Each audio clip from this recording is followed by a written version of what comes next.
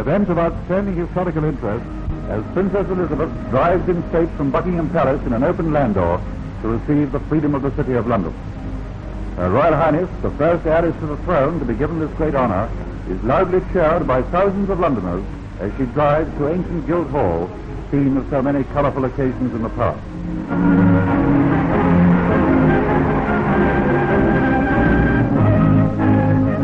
On arrival, Princess Elizabeth is received by the Lord Mayor, resplendent in his robes of office. A pleasant surprise awaits the crowd, for Princess Margaret is present to watch this impressive ceremony.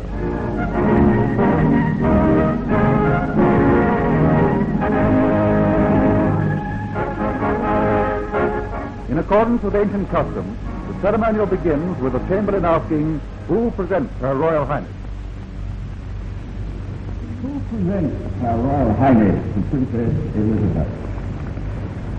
The Master and Warden of the Worshipful Company of the Drapers. Then the Princess, having made her declaration as a freeman, signs the Royal of Honor. It is a great honor falls to me as Chamberlain to offer you the right hand of fellowship and to greet you as a citizen and draper of London. As a memento of this auspicious event, the Princess is asked to accept an antique English diamond brooch. And taking her place before the distinguished assembly, Princess Elizabeth makes her reply.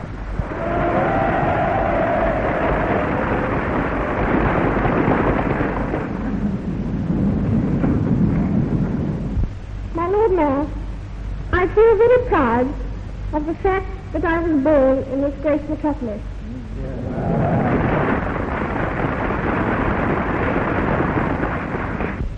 I have said that we must get to know the men and women of the Dominion as they really are. It is equally important to know ourselves as they know us. I do not think that we in this country fully realize the respect, admiration, and affectionate goodwill in which we are held by the people of the Commonwealth. My Lord Mayor, I have not yet thanked you for the magnificent gift with which you have presented me. I shall always treasure it for the memories of this happy day that it enshrines. You have given it to me as a token of your loyalty and trust. I accept it as a pledge of my devotion and my duty, which, with the help of God, I will maintain all my life.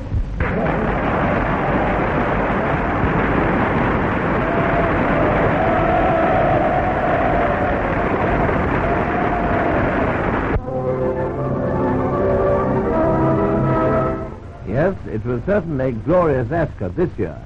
For one thing, the weather had improved, and for another, the note of austerity seemed to be less pronounced than usual since the war.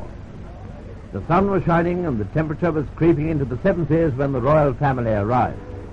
The king himself led the return to the morning coat and grey topper, which characterized male fashion this year. The queen was dressed in pale lilac.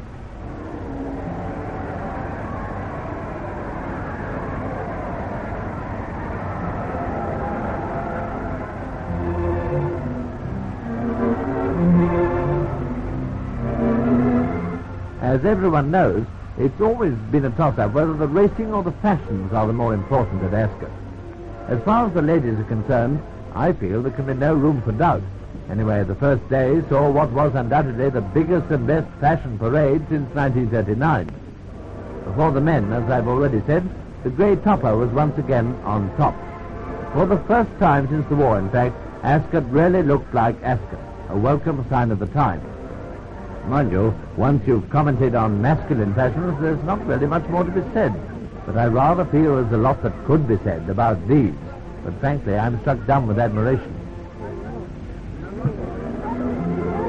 In the royal box with her parents was Princess Margaret, paying her first visit to Ascot. There was a field of 23 for the day's big race, the Ascot Stakes, including a strong French entry. A good start, and they were away on the 2.5-mile handicap.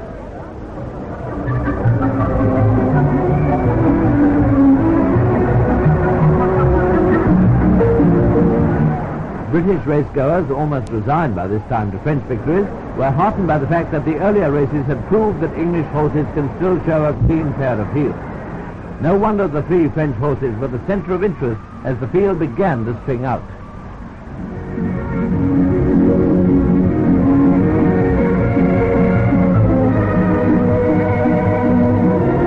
Away in the country on the second time round, Garter Club 12 is in the lead, but 6 furlongs from home. Number 26, Good Afternoon, moved up. You'll hear more about him in a minute. Coming up to the last bend now with Renard Volant, who won last year, and Roman Magic almost neck and neck. Into the straight, and Renard Volant was away on his own and steadily increasing his lead. Here, however, there was tragedy. Good Afternoon crashed the rails and fell.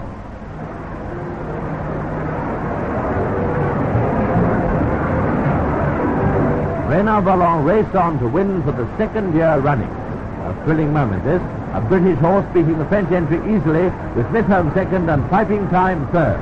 An all-British win. No wonder the Princess was enthusiastic. In spite of carrying top weight, Renard Volant had shown his quality again.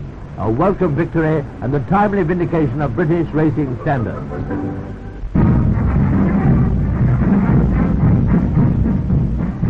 It was a perfect summer morning when Her Majesty drove from the palace to witness trooping the car with the Duchess of Gloucester, Princess Margaret, and little Prince William. USMM had front row places.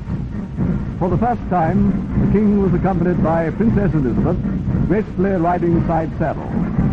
1,100 men of the Brigade of Guards were on the Horse Guards parade as His Majesty, the Princess, and the Duke of Gloucester arrived.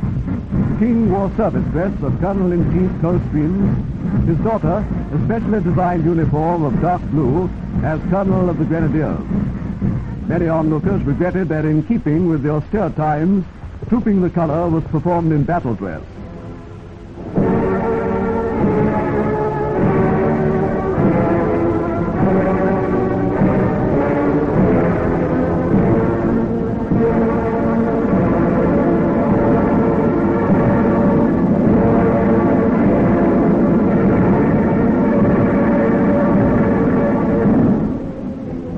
Times what they may, much of the glamour and spectacle of this ceremony held in honor of the King's official birthday was recaptured. Not since 1939 has His Majesty inspected his guards, lining the square for trooping the colour.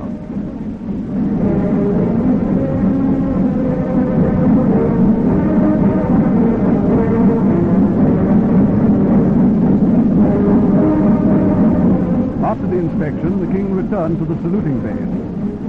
Since the Horse Guards last resounded to the marching and melody of this traditional pageant, the Brigade of Guards have added luster to their unrivaled reputation. Victories have been won on battlefields in many parts of the world. The Regimental Sergeant Major carried the colour to the ensign of the escort.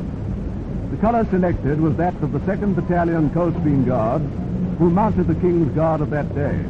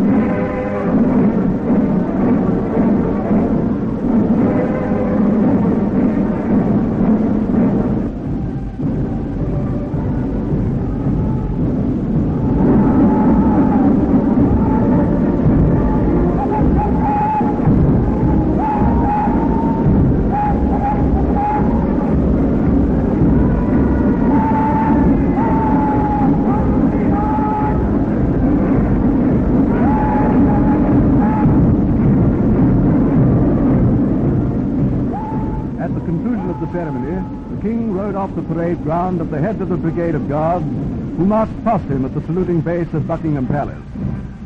Trooping the colour this day marks not the return to the world of 1939, but the advance, determined and purposeful, to brighter years ahead.